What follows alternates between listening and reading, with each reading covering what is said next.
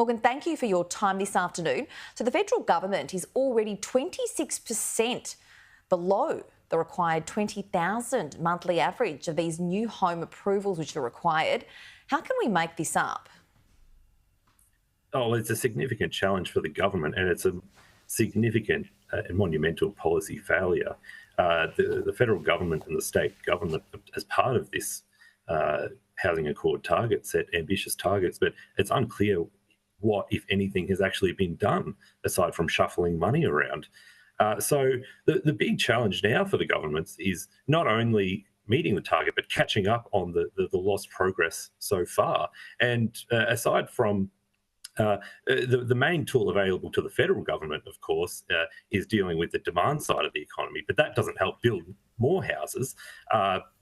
What really needs to happen is the federal government and the state governments working together to deal with the red tape, to deal with the local planning laws that really have operated to restrict the development of housing in this country. Yes, well, the average has been just under 14,000 each month so far. So long term, how will this actually affect Australians?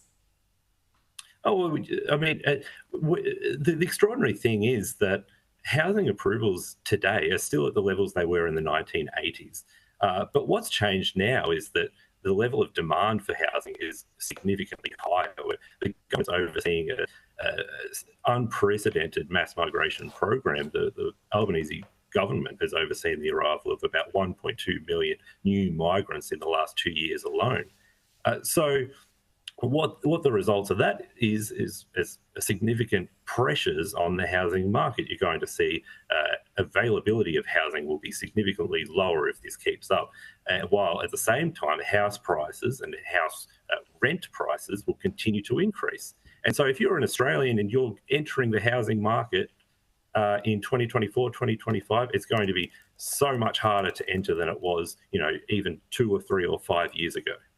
Absolutely. Well, as you've said, we've seen record increases in population growth with approximately 1.15 million new migrants entering Australia since the Albanese government came into power back in May of 2022.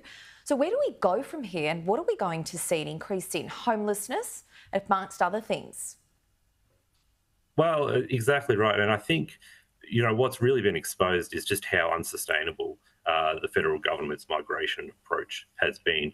Inevitably, there has to be a rethinking and a recalibration of what the government is doing, because migration is a terrific thing, and migration has been a tremendous part of the Australian story.